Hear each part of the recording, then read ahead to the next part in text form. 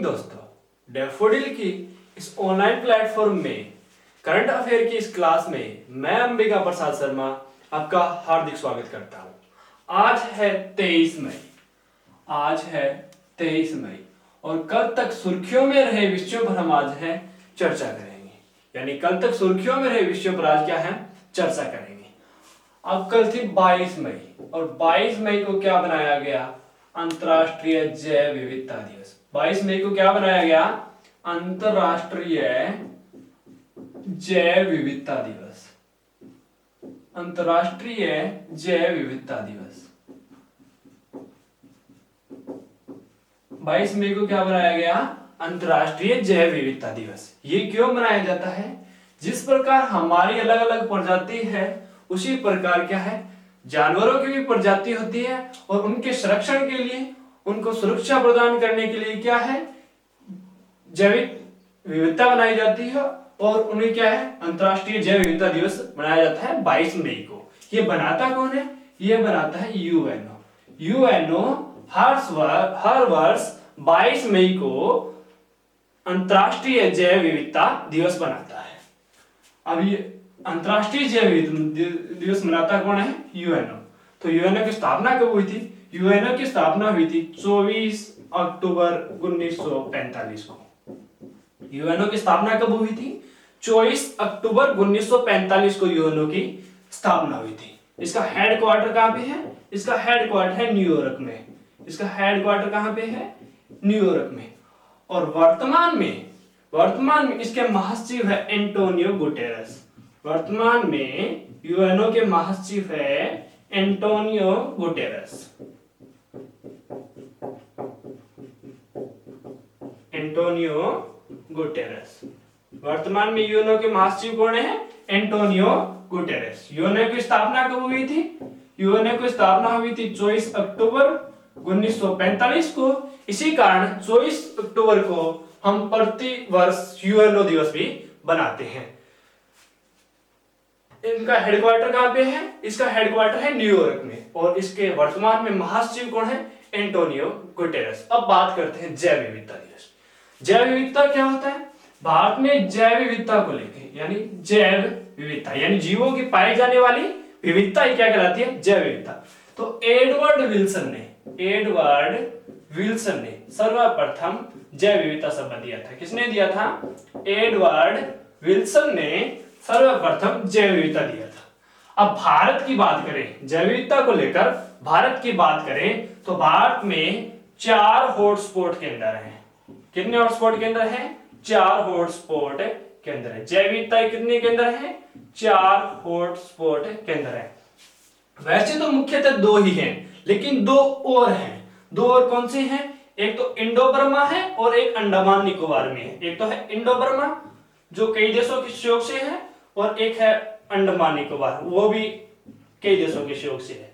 यानी टोटल कितने हैं? 4 लेकिन मुख्यतः कितने हैं? 2। मुख्यतः 2 है, एक पश्चिमी घाट और एक पूर्वी हिमालय। एक है पश्चिमी घाट और एक है पूर्वी हिमालय।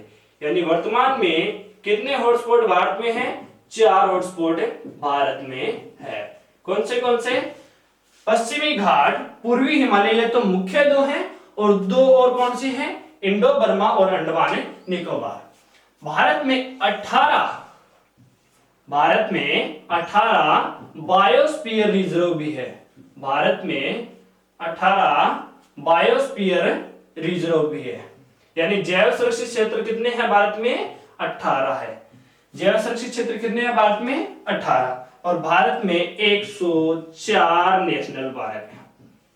भारत में 104 नेशनल पार्क हैं। सर्वाधिक नेशनल पार्क कहां है? मैंने कल आपको बताया था सर्वाधिक नेशनल पार्क मध्य प्रदेश में है जो कि 10 हैं। उसके बाद अंडमान निकोबार में 9 हैं और 10वां जो मध्य प्रदेश में मैंने बताया था 10वां मध्य प्रदेश का नेशनल पार्क है कुना नेशनल पार्क, जिसे क्या है टाइगर रिजर्व के लिए बनाया गया है। ठीक है, अब चलते हैं नेक्स्ट क्वेश्चन की ओर।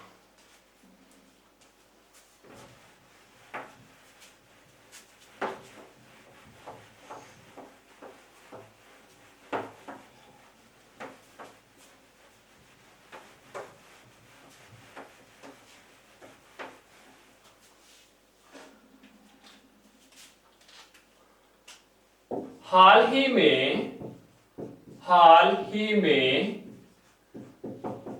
किस राज्य सरकार ने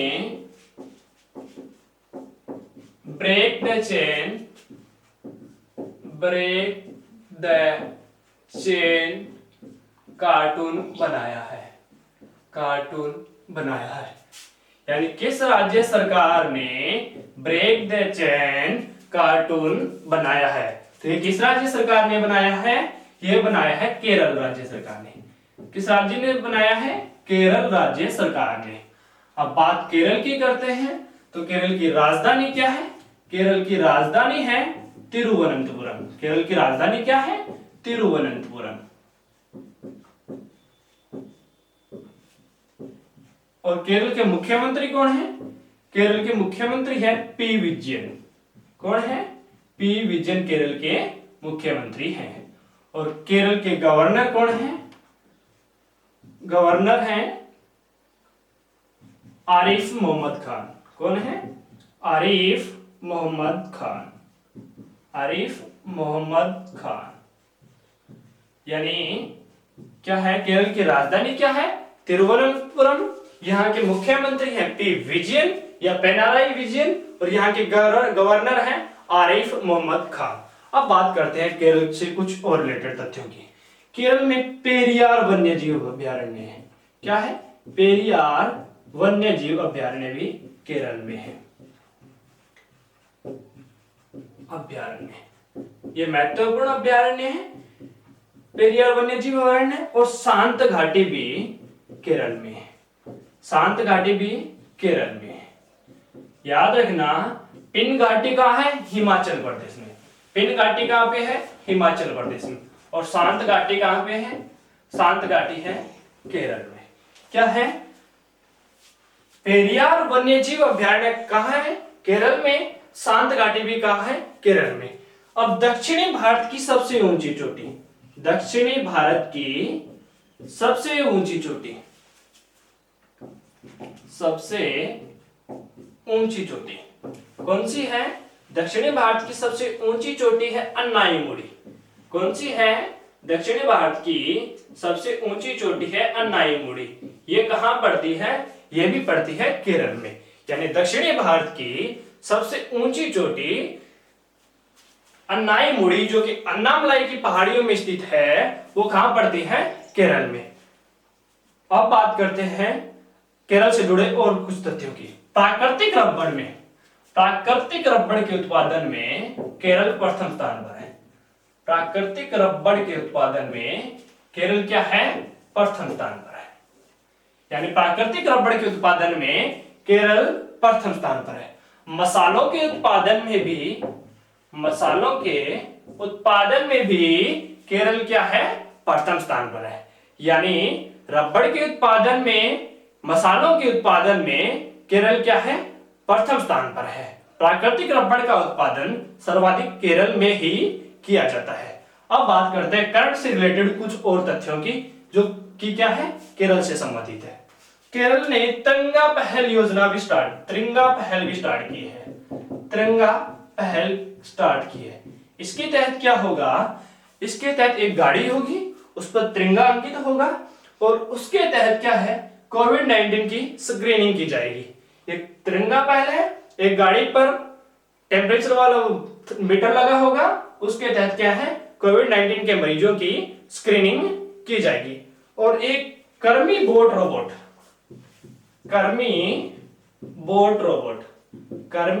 रोबोट भी केरल ने तैयार किया है। ये किसके लिए किया है? कर्मी बोट रोबोट हाल जो कोरोना महामारी चल रही है, उनके रोगियों के लिए, उनके रोगियों को, ताकि उनके डॉक्टर उनके संपर्क में न आए, इनके लिए, उनकी देखरेख के लिए कर्मी रोबोट तैयार किया गया है। क्या क्या पढ़ा? तिरंगा पहल किस राज्य सरकार ने प्रारंभ की है? केरल राज्य सरकार ने। कर्मी रोबोट भी केरल राज्य सरकार ने बनाया है। और प्राकृतिक रबड़ के उत्पादन में केरल प्रथम स्थान पर है। और पेरियार और शांत घाटी कहां स्थित है? पेरियार वन्यजीव अभ्यारण्य और शांत घाटी केरल में स्थित है। और दक्षिणी भारत की सबसे ऊंची चोटी अन्नाईमुड़ी कहां स्थित है? केरल में स्थित है। और एक नीलगिरी की पहाड़ियों की सबसे ऊंची चोटी, नीलगिरी की पहाड़ियां भी केरल में पड़ती है, केरल, कर्नाटक और तमिलनाडु 3 राज्यों में पड़ती है। नीलगिरी की पहाड़ियां की सबसे ऊंची चोटी है दोदा बेटा। कौन सी है? दोदा बेटा। और ये कहां स्थित है? ये स्थित है तमिलनाडु में। नीलगिरी की पहाड़ियां जो कि केरल, कर्नाटक और तमिलनाडु में पड़ती है, उनकी सबसे ऊंची चोटी क्या है? दोदा बेटा है, जो कि दक्षिण भारत की दूसरी सबसे ऊंची चोटी है। सबसे ऊंची चोटी दक्षिण भारत की कौन सी है? अन्नाईमुड़ी। और दूसरी सबसे ऊंची चोटी कौन सी है? दोदा बेटा। अन्नाईमुड़ी कहां स्थित है? केरल में स्थित है, जबकि दोदा बेटा कहां स्थित है? तमिलनाडु में स्थित है। अब चलते हैं नेक्स्ट क्वेश्चन की ओर।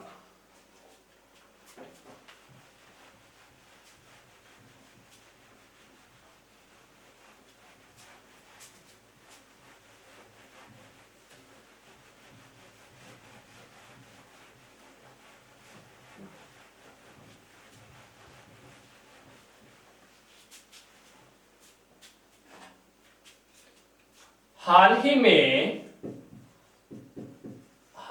ही में जम्मू कश्मीर, जो कि एक केंद्र शासित प्रदेश है, जम्मू कश्मीर लोक सेवा आयोग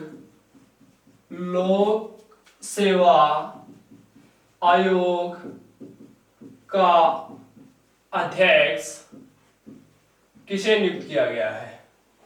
हाल ही में जम्मू कश्मीर लोक सेवा आयोग का अध्यक्ष किसे नियुक्त किया गया है? यानी जो जम्मू लोक सेवा आयोग है, उनका अध्यक्ष किसे नियुक्त किया गया है? उनका अध्यक्ष नियुक्त किया गया है बी आर शर्मा को। किसे नियुक्त किया गया है? बी आर शर्मा को। जम्मू कश्मीर लोक सेवा आयोग के अध्यक्ष किसे नियुक्त किया गया है? बी आर शर्मा को। और यहाँ के गवर्नर हैं गिरीश चंद्र मुर्मू। यहाँ के गवर्नर कौन है? यहाँ पे गवर्नर नहीं होता, यहाँ पे उपराज्यपाल होता है। यहाँ पे क्या? राज्यपाल नहीं होकर उपराज्यपाल होता है, लेफ्टिनेंट गवर्नर होता है। और यहाँ के उपराज्यपाल क्या है? और उपराज्यपाल है यहाँ के गिरीश चंद्र मुर्मू। कौन है? गिरीश चंद्र मुर्मू। केंद्र शासित प्रदेशों में राज्यपाल न होकर उपराज्यपाल या प्रशासक होते हैं, और यहाँ के उपराज्यपाल कौन है? गिरीश चंद्र मुर्मू। अब बात करते हैं नेक्स्ट क्वेश्चन की।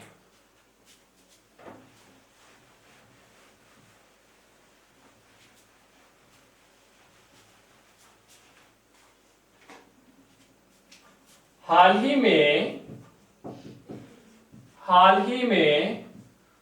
वर्ल्ड बैंक ने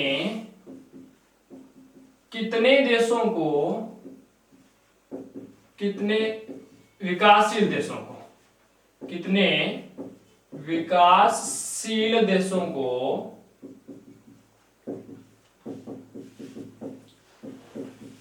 $100 अरब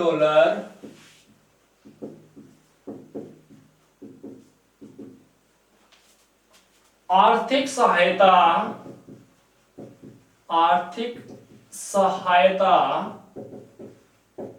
देने की घोषणा की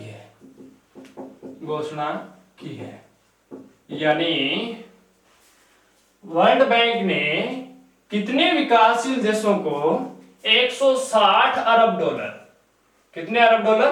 160 अरब डॉलर आर्थिक सहायता देने की घोषणा की है। तो कितने देशों की घोषणा की है? वो 100 देशों के लिए घोषणा की है। यानी 100 विकासशील देशों को वर्ल्ड बैंक 160 अरब डॉलर की आर्थिक सहायता देगा, और जिससे क्या होगा? कोविड महामारी से निपटने का प्रयास किया जाएगा। अब बात करते हैं वर्ल्ड बैंक की। वर्ल्ड बैंक की स्थापना कब हुई थी? वर्ल्ड बैंक की स्थापना हुई थी 1944 में। वर्ल्ड बैंक की स्थापना कब हुई थी? 1944 में। और इनका हेडक्वार्टर कहां पे है? इनका हेडक्वार्टर है वाशिंगटन डीसी में। कहां है? Washington DC. डोनाल्ड ट्रंप की नगरी अमेरिका, यानी कि पेट्रोल पंप की नगरी अमेरिका में इनका मुख्यालय स्थित है। और वर्तमान में इसके अध्यक्ष कौन है? वर्तमान में इसके अध्यक्ष हैं डेविड मालपास। वर्तमान में इसके अध्यक्ष कौन है? David Malpass. याद रखने का तरीका क्या है, ये विश्व का बैंक है और जिसका उसका अध्यक्ष कौन होता है, जिसके पास क्या होता है, माल होता है, यानी इनके अध्यक्ष कौन है, डेविड मालपास। अब बात करते हैं नेक्स्ट क्वेश्चन की।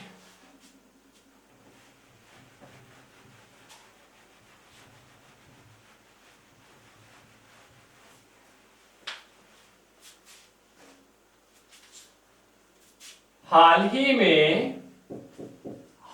ही में किस राज्य सरकार ने हाल ही में किस राज्य सरकार ने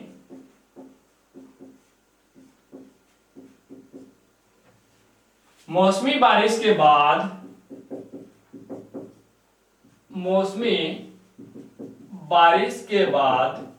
यानी किस राज्य सरकार ने मौसमी बारिश के बाद इन्फ्लुएंजा H1N1 के राज्य टीकाकरण कार्यक्रम का प्रारंभ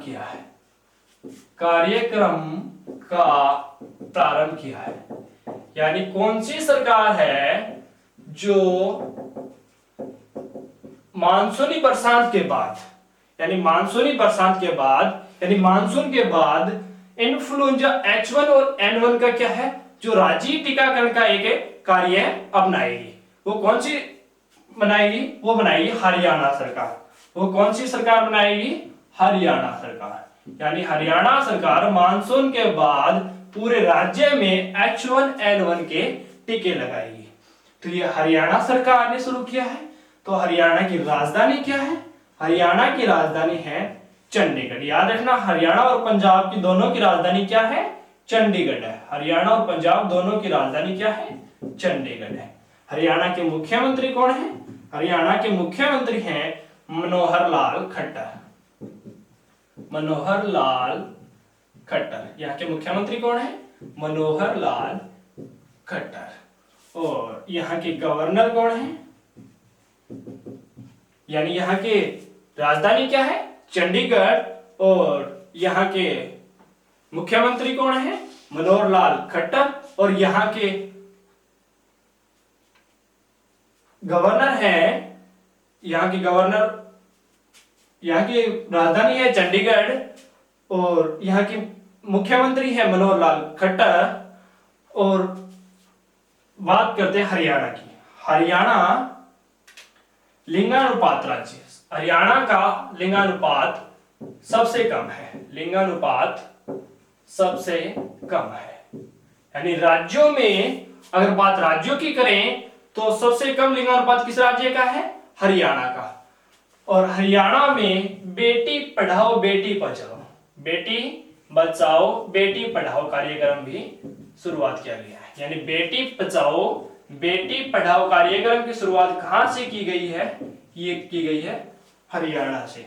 और कहां से की गई है, पानीपत से स्टार्ट की है, पानीपत से। और कब स्टार्ट की गई थी, 2015 से ये प्रारंभ की गई थी। यानी बेटी पढ़ाओ योजना की शुरुआत हरियाणा से कब की गई थी, 2015 से की गई थी। और हरियाणा के गवर्नर हैं सत्यनारायण। कौन है, सत्यनारायण। हरियाणा के गवर्नर कौन है, सत्यनारायण। ठीक है। अब बात करते हैं हरियाणा से जुड़े कुछ और तथ्यों की। हरियाणा में सुल्तानपुर और कालेश्वर नेशनल पार्क है। हरियाणा में क्या है, सुल्तानपुर और कालेश्वर नेशनल पार्क है। हरियाणा में सुल्तानपुर और कालेश्वर नेशनल पार्क है। हरियाणा में दमदमा झील भी है। हरियाणा में दमदमा झील भी है। यानी सबसे कम किस राज्य का लिंगानुपात है, हरियाणा का। बेटी बचाओ बेटी पढ़ाओ योजना की शुरुआत भी हरियाणा से हुई थी। और यहाँ पे क्या है, सुल्तानपुर और कालेश्वर नेशनल पार्क है। और दमदमा झील भी कहाँ स्थित है, ये दमदमा झील भी हरियाणा में स्थित है। अब बात करते हैं नेक्स्ट क्वेश्चन की।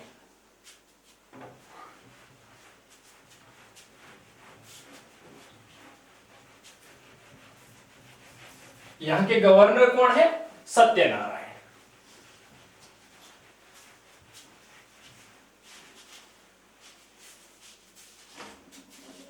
हाल ही में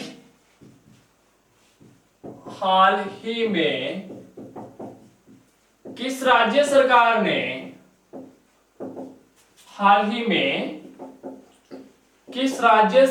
ने ट्रांसजेंडरों के लिए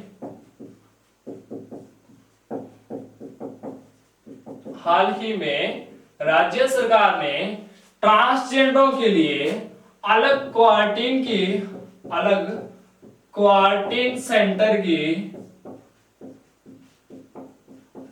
की स्थापना की है। यानी किस राज्य सरकार ने ट्रांसजेंडरों के लिए अलग क्वारंटीन सेंटर बनाए हैं? तो ये किस राज्य सरकार ने बनाए हैं? ये बनाए हैं मणिपुर राज्य सरकार ने। किसने बनाए हैं? मणिपुर राज्य सरकार ने। यानी मणिपुर राज्य सरकार ने ट्रांसजेंडरों के लिए अलग 2 क्वारंटीन सेंटर बनाए। इसके तहत क्या होगा? 2 क्वारंटीन सेंटर अलग से ट्रांसजेंडरों के लिए बनाए। अब बात करते हैं मणिपुर की। मणिपुर की राजधानी क्या है? मणिपुर की राजधानी है इंफाल। क्या है? इंफाल। और यहां के मुख्यमंत्री कौन है? मुख्यमंत्री कौन है यहाँ के मुख्यमंत्री है एन बीरेन सिंह। कौन है? एन बीरेन सिंह। और यहाँ के राज्यपाल हैं, यहाँ के मुख्यमंत्री कौन है? एन बीरेन सिंह। और यहाँ के राज्यपाल हैं नजमा हेपतुल्ला। कौन है? नजमा हेपतुल्ला। यानी मणिपुर की राजधानी क्या है? इंफाल। यहाँ के मुख्यमंत्री है एन बीरेन सिंह और यहाँ के राज्यपाल हैं नजमा हेपतुल्ला। अब बात करते हैं मणिपुर की। मणिपुर में केबुल लामचो नेशनल पार्क है। केबुल लामचो नेशनल पार्क कहां स्थित है? मणिपुर में, जिसे विश्व का एकमात्र तैरता हुआ नेशनल पार्क कहते हैं। क्या है? विश्व का एकमात्र तैरता हुआ नेशनल पार्क। एकमात्र तैरता हुआ नेशनल पार्क कौन सा है? केबुल लामचो। ये कहां स्थित है? मणिपुर में। यहाँ पे डांसिंग डियर पाए जाते हैं। क्या पाए जाते हैं? Dancing dear. अब बात करते हैं नेक्स्ट क्वेश्चन की।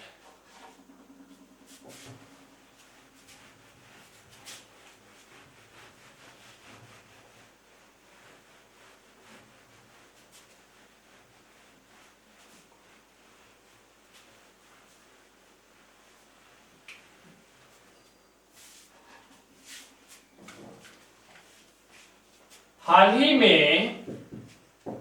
ही में चाय के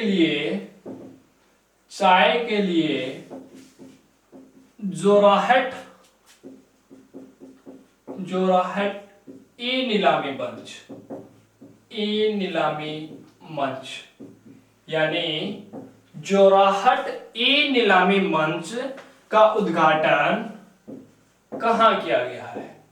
यानी जोराहट ई नीलामी मंच है, उसका उद्घाटन कहां किया गया है?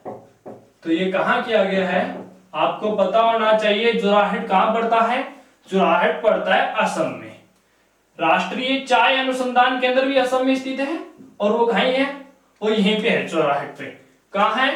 राष्ट्रीय चाय अनुसंधान केंद्र। राष्ट्रीय चाय अनुसंधान केंद्र कहां स्थित है? जोराहट में। और कब मनाया जाता है चाय डे? राष्ट्रीय चाय डे ये मनाया जाता है 21 मई को। कब मनाया जाता है? 21 मई को। राष्ट्रीय चाय अनुसंधान केंद्र कहां स्थित है? जोराहट असम में स्थित है। अब बात करते हैं असम को लेकर। असम की राजधानी क्या है? दिसपुर। असम की राजधानी क्या है? दिसपुर।